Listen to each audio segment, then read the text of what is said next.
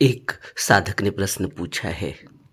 ये कहते हैं कि विपश्यना हमें नकारात्मक चित्त पैदा करने में मदद करती है क्या? क्योंकि विपश्यना में हमारा जो स्वभाव है उससे हम अलग बनने की कोशिश करते हैं और यह अलग बनने की कोशिश हमें नकारात्मक बना देती है। यह अलग बनने की कोशिश हमें हमारे मूल स्वभाव से अलग कर देती है और हम ऐसे हो जाते हैं जैसे हम दूसरे के पद चिन्हों पर चल रहे हों। हमारी अपनी कोई इंडिविजुअलिटी नहीं रह जाती। क्या विपश्यना हमें हमारे मूल से, हमारे अस्तित्व से अलग नहीं कर देती? नहीं, विपश्यना हमें मूल से अलग नहीं कर देती, बल्कि हमें विपश्यना हमारे मूल से, हमारे जो मौलिक स्वभाव है, जो हमारा धम्म है, असली धम्म है, उस असली धर्म में लेकर आती है वापस। या जिसको हम अपना अभी स्वभाव कह रहे हैं, मूल स्वभाव कह रहे हैं, यह मूल स्वभाव नहीं है। यह तो हमने बाहर से लगाया हुआ है, यह तो हमने बाहर से बटोरे हुए हैं। यह आदतें, यह हमारा करैक्टर, यह हमारा स्वभाव, यह हमारे चित्त में उठ रहे विचार, यह हमारे मन में उठ रहे भाव, ये सब हमने बाहर से बटोरे हुए हैं। यहाँ कहीं भी ऐसा नहीं है कि हम में कोई जो हमारा मूल स्वभाव था उसमें से हम अलग हो गए। हमें अपने मूल स्वभाव का तो पता ही नहीं है। जो हमारा मूल स्वभाव है वही तो दृष्टा है। जो हमारा मूल स्वभाव है वह कोई कंपैरिजन थोड़ी करता है। जो हमारा मूल स्वभाव है वो कोई कंपटीशन थोड़ी करता है। जो हमारा मूल स्वभाव है उसमें किसी भी प्रकार की तृष्णा, वासना, किसी भी प्रकार का आत्मभाव, अपना भाव, मैं और मेरी का भाव, अहम का भाव नहीं है। जो हमारा मूल स्वभाव है उसी को तो बुद्ध ने बोधिचित्त कहा। हम अपने मूल स्वभाव से दूर जा चुके हैं, इसलिए हमें विपश्यना की जरूरत है। विपश्यना से हम अपने मूल स्वभाव में वापस आते हैं। हम अभी मूल स्वभाव से दूर नहीं हो रहे हैं, बल्कि विपश्यना करके तो हम मूल स्वभाव में वापस आ जाते हैं। अभी हम अपने मूल स्वभाव में नहीं है। यह जो प्रश्न है यह उल्टा है। हमें लगता है कि हम अपने मूल स्वभाव में हैं। नहीं नहीं, हम अपने मूल स्वभाव में नहीं हैं। हमारा यह मूल स्वभाव नहीं है कि हम अहंकार से भरे हों, अहम से भरे हों। यह हमारा मूल स्वभाव नहीं है कि सब कुछ मैं अपने सेल्फ सेंटर्डनेस के लिए कर रहा हूँ। मैं सेल्फ सेंटर्ड हो चुका हूँ। मेरे अंदर मोह जागृत हो चुका है। मेरे अंदर काम वासना बढ़ती जा रही है, तृष्णा बढ़ती जा रही है। यह मूल स्वभाव नहीं है। मूल स्वभाव अगर देखना हो तो एक छोटे से बच्चे के अंदर उसका कभी कभी एक छाप दिखाई देती है। कभी कभी, हमेशा नहीं, कभी कभी छाप आती है मूल स्वभाव की। लेकिन आज हम उससे बहुत दूर हैं क्योंकि हम संस्कारवश ट्रैप हो चुके हैं। बुद्ध कहते हैं कि यह मन फिर पैदा हो जाता है, यह संस्कार फिर पैदा हो जाते हैं और इसी तरह हम बार बार पैदा हुए हैं। और आज हमारे अंदर इतने संस्कार हैं, आज हमारे अंदर हमारे कर्मों के कारण इतनी आदतें प्रबल हो चुकी है। हमारा आत्मभाव, हमारा मैं भाव इतना प्रबल हो चुका है, हमारा सेल्फ इतना बढ़ चुका है कि हमें हमारे ओरिजिनल स्वभाव का तो पता ही नहीं। विपश्यना हमें हमें मूल स्वभाव से जोड़ती है। कैसे? जब हम विपश्यना में अपनी आती जाती सांस को देखते हैं, शुरुआत करते हैं आनापानसती योग से, तो पहली बार मन ठहर कर अपनी तरफ मुड़ता है। नहीं तो अगर हम न करें आनापानसती योग, हम न करें कोई और ध्यान साधना, तो हम कभी रुकेंगे ही नहीं, हम कभी अपने को देख ही नहीं पाएंगे। और वैसे भी हम अपने को कब देखते हैं? हम अपने को देखते हैं जब हम गहरे दुख में होते हैं, एकांत में बिस्तर में लेटे हुए। तो वो देखना भी हमारा कैसे होता है? मेरे साथ ही ऐसा क्यों हो रहा है? मैं इतना दुखी हूं, इतना पीड़ा, इतना दर्द, इतना रोना, इतना चिल्लाना, इतना कलह, इतना कलेश मेरी जिंदगी में क्यों है? वह एक चिंतन, वह एक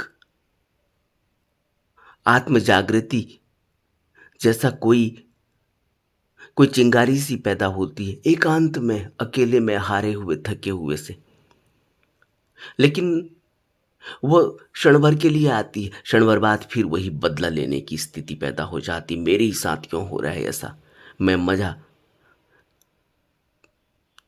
मैं उसको मजा चखा कर रहूंगा। मेरे ही साथ ऐसा क्यों हो रहा है? कहाँ है भगवान? जिस भी भगवान को मानते हैं, उस पर दोष लगाते हैं कि तू मुझे दुख क्यों दे रहा है। अपनी कोई गलती,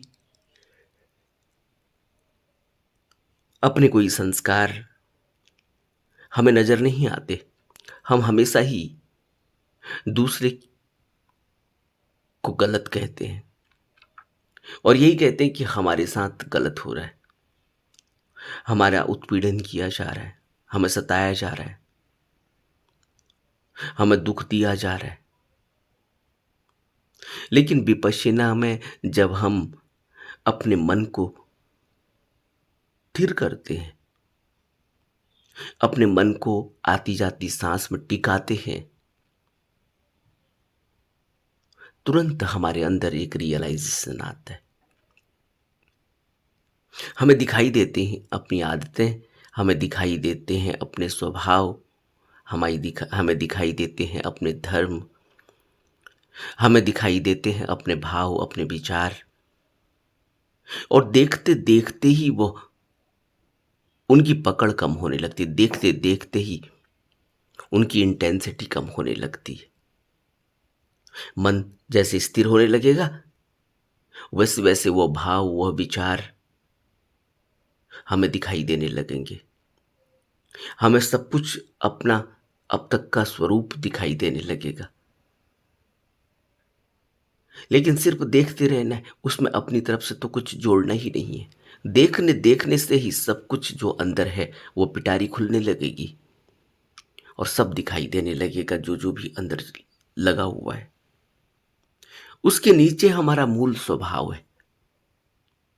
अभी हम जिसको मूल कह रहे हैं कि विपश्यना हमें नकारात्मकता से जोड़ रही है। क्या नकारात्मकता से जोड़ रही है विपश्यना? जो इन्होंने प्रश्न पूछा है, विपश्यना नकारात्मकता से नहीं जोड़ रही है। विपश्यना तो हमें असली चेहरा दिखा रही है हमारा। जब विपश्यना हमें हमारी काम वासना से अवगत कराती है, जब विपश्यना हमें हमारी तृष्णा को बताती है, हमें अपनी तृष्णा दिखाई देती है, तो यह नकारात्मकता से जोड़ना नहीं है। यह तो हमारे अंदर जो गंदगी लगी हुई है, हमारे अंदर जो विकार घर कर चुके हैं, और हम अब उन विकारों का ही मुख्य हिस्सा हो चुके हैं। अब हम उन विकारों के अनुरूप ही कार्य करते हैं। तो यह नकारात्मकता नहीं, बल्कि यह तो हमें, विपश्यना तो हमें साफ करती है। इसीलिए विपश्यना को आत्मनिर्जरा कहा गया कि यह मन के पुराने मैल उतारने की निर्जरा है। और मैल किसके हैं? मैल किसने चढ़ाए? किसने मोहवश वस्तुओं को पकड़ रखा है, व्यक्तियों को पकड़ रखा है? हमने ही पकड़ रखा है। आपने वो कहानी सुनी होगी कि एक व्यक्ति धूप में, गर्मियों की धूप में कंबल ओढ़कर बैठा हुआ है। कोई दूसरा उसका भला चाहने वाला रास्ते से गुजरता है, वो कहता है कि तुमने ये कंबल क्यों ओढ़ रखा है और तुम चिल्ला रहे हो कि हाय गर्मी हाय गर्मी, तुम ये कंबल को छोड़ दो। वो कहता है मैंने कंबल कहाँ पकड़ रखा है, इस कंबल ने मेरे को पकड़ रखा है। मैं तो कंबल छोड़ना चाहता हूँ लेकिन कंबल ने मुझे पकड़ रखा है। यही स्थिति हमारी है। हम उस आदमी को मूर्ख सोच रहे होंगे, लेकिन हकीकत यही है कि हम जो विपश्यना साधना कर रहे हैं, इसमें हमें यह लगता है कि यह हमें नकारात्मकता प्रदान कर रही है। और हकीकत यह है कि यह विपश्यना हमें बता रही है कि तुमने किस तरह से ये कंबल ओढ़ रखे हैं। तृष्णा के कंबल, काम वासना के कंबल, मोह के कंबल, द्वेष के कंबल।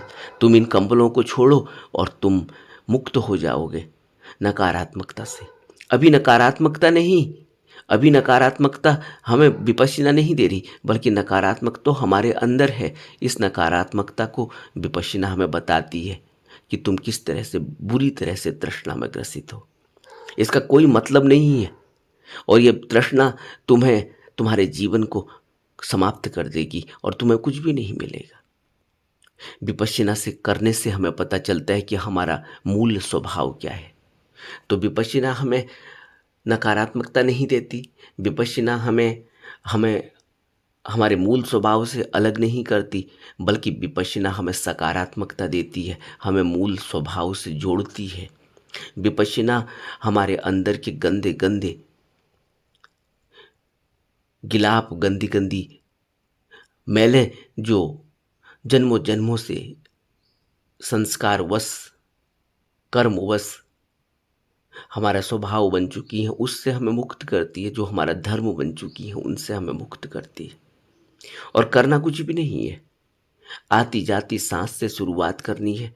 जैसे ही मन आती जाती सांस में लगेगा तो वहाँ अपने अंदर मन में लगे हुए, चित्त में लगे हुए वह सब मैलें हमें दिखाई देने लगेंगी, वह सब विकार हमें दिखाई देने लगेंगे, जिन्होंने इतना बड़ा पहाड़ बना दिया है कि आज हम अपने को वही समझ बैठे हैं। लेकिन हम वो नहीं है, हम वही वही अपने को समझ बैठे हैं। इसलिए हमें लगता है कि अब हमें विपश्यना मूल स्वभाव से अलग कर देगी। हम अपने को वही समझ बैठे हैं, इसलिए हमें लगता है कि विपश्यना हमें नकारात्मकता देगी। हम उसको सकारात्मकता समझ रहे हैं। जो अब तक का हम जीवन जी रहे हैं उसको हम बहुत सुनहरा जीवन कहते हैं। क्या वो सुनहरा जीवन है? क्या हमें यह एहसास नहीं होता कि हम बुरी तरह से ट्रैप हो चुके हैं? जिसको हम खुशी कहते हैं वो बाद में दुख बन जाती है। जिसको हम खुशी के लिए प्रयास कहते हैं, बाद में यही खुशी के प्रयास दुख बटोरने का साधन बन जाते हैं। क्या यह हमारे अब तक के जीवन में हमें पता नहीं चलता? विपश्यना तो हमें ओरिजिनल फेस दिखाती है हमारा, और अभी हमारे पास हमारा ओरिजिनल फेस देखने की न तो ताकत है और न ही हम अपने ओरिजिनल फेस से अवगत हैं। हम अभी अपने इसी फेस को ओरिजिनल समझ बैठे, क्योंकि हम जिस दुनिया में रहते हैं उस दुनिया में सब हमारी ही तरह कृत्य कर रहे हैं। हमें लगता है कि हम इनसे कहीं पीछे चले गए, पीछे निकल गए, ये हमसे आगे निकल गए। हमें लगता है कि हम कंपटीशन में बहुत पीछे हैं, हमें कॉम्पीट करना चाहिए। हम एक ऐसी रैट रेस में फंसे हुए हैं कि हम सोचते हैं कि हम दौड़ेंगे तो न जाने कितनों से आगे निकल जाएंगे, तो आगे जाकर हम न जाने क्या पा लेंगे, और किसने यहाँ क्या पाया है। मौत सब छीन लेती है, हम यह भी जानते हैं। और हम यह भी जानते हैं कि जिसने भी यहाँ जो पाने का दावा किया है वो सभी दावा झूठ हैं। दादू एक संत हुए महाराष्ट्र में। वह अपनी एक लेखनी में कहते हैं, दादू दावा दूर कर, निर्दावे दिन काट। वो कहते हैं कि अपने से ही कहते हैं कि दादू तुम दावा दूर करो, तुम्हारी सारी दावाएं, तुम्हारे सारे कमिटमेंट, तुम्हारे सारे जितने भी तुम ढोल पीट रहे हो कि तुमने क्या पा लिया है, ये सब झूठे हैं। इनको दूर करो, इनसे दूर हो जाओ। निर्दावे दिन काट, तुम बिना दावे के जीवन जियो। क्योंकि ये जितनी भी दावाएं हैं, ये जितने भी तुम्हारे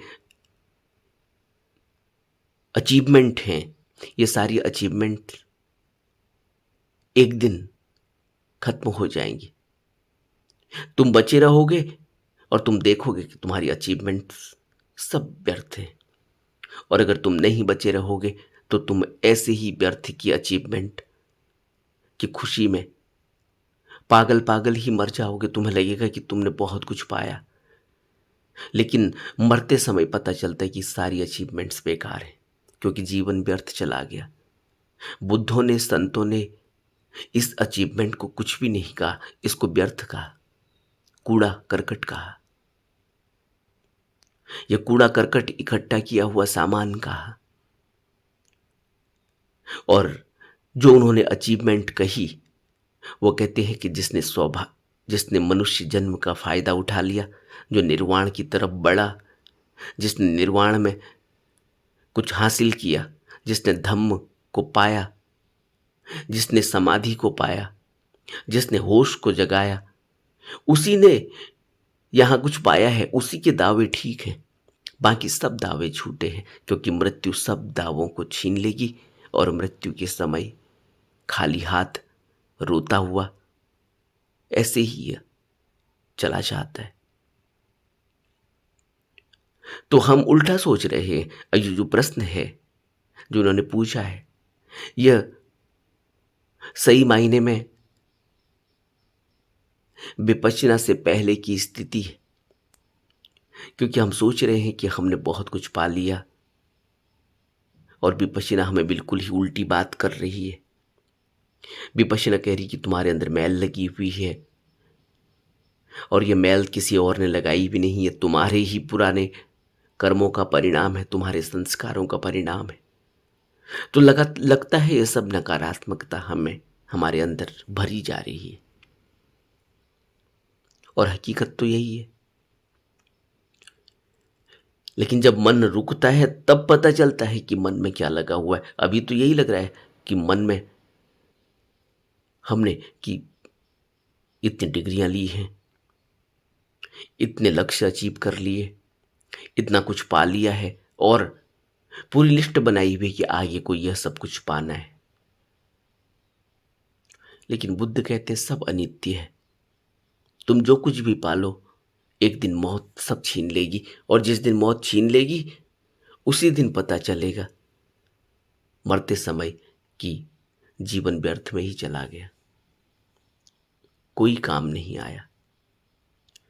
क्योंकि मरते समय जब ये जीवन सरक रहा होगा, मौत की चादर ओढ़ रही होगी, मौत चादर ओढ़ रही होगी, मौत चादर उड़ा रही होगी, उस समय पता चलेगा कि यहां तो कोई मदद करने वाला भी नहीं। सब खड़े हुए हैं चारों तरफ गोल घेरा बनाकर, लेकिन किसी के अंदर कोई इतनी ताकत नहीं कि वो हमें इस मौत की चादर से उड़ाने से बचा सके। किसी के अंदर इतनी ताकत नहीं कि वो मौत से कह सके तुम क्या कर रहे हो, ये हमारा आदमी है।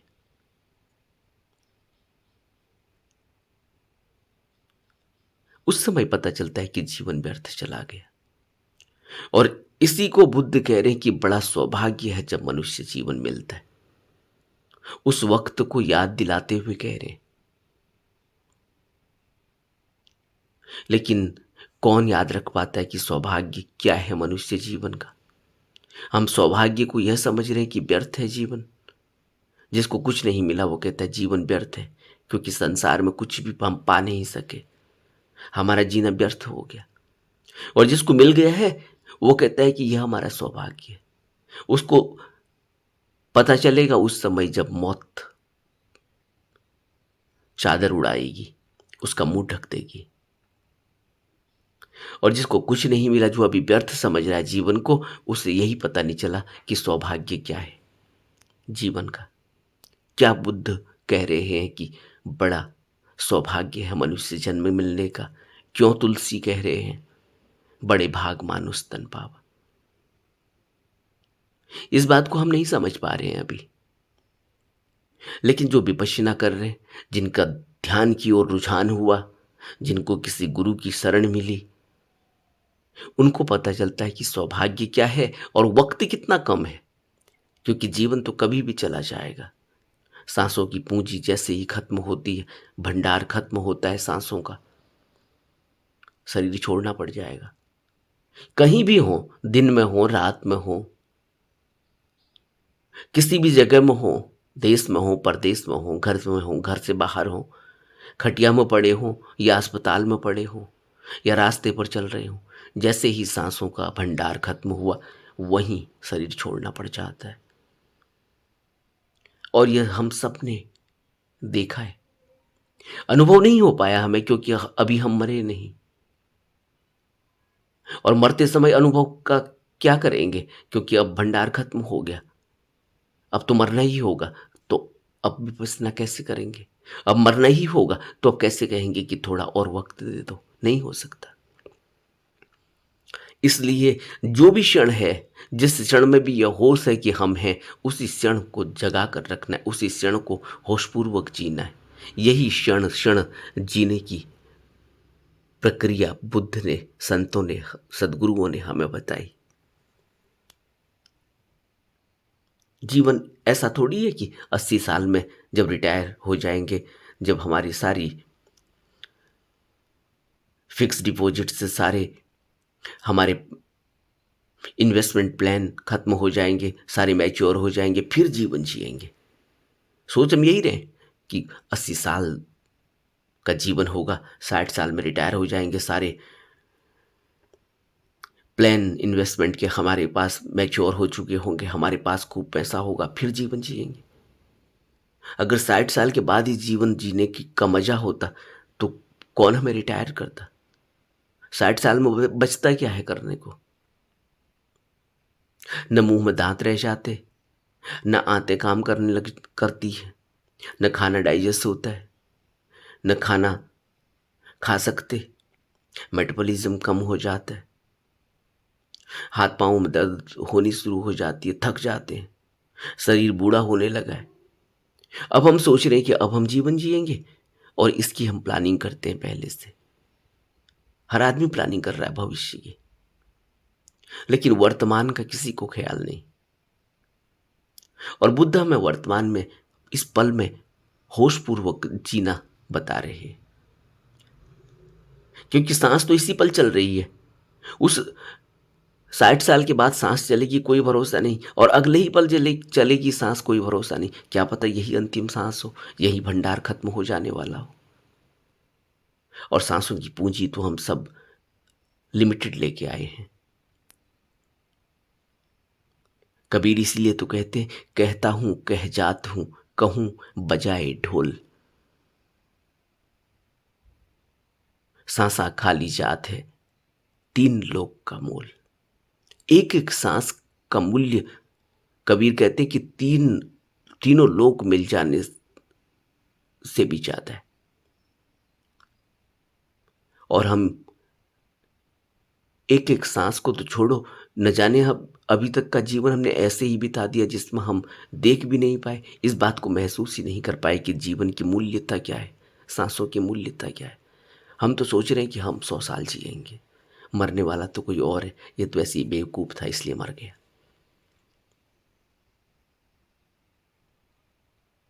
वर्तमान में जीने की कला को सिखाते हैं बुद्ध, अभ्यास बताते हैं बुद्ध।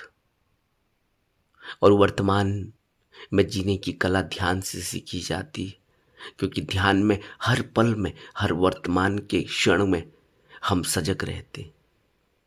और वही हमारे हाथ में है। न तो भूत हमारे हाथ में है क्योंकि चला गया, सिर्फ यादें हैं, और उन यादों से कुछ अब हल नहीं होने वाला, वो तो गया। और भविष्य अभी आया नहीं है। आए ना आए कोई पता नहीं, कोई गारंटी नहीं। अगर हम यहां सजग जी सके इस वर्तमान के क्षण में, तो आने वाले क्षण में फिर हम सजग जिएंगे, यह निश्चित है। लेकिन हम यहीं सजग नहीं है तो अगले क्षण में हम सजग कैसे होंगे? जब हमारा पहला ही कदम नहीं उठा तो दूसरा कदम कैसे हम आगे बढ़ाएंगे? कदम दर कदम हमें चलना है, हर कदम चलना है, हर कदम होशपूर्वक रखना है। तब हम धम्म के रास्ते पर चल सकते हैं, निर्वाण के रास्ते पर चल सकते हैं। नमो बुद्धाय।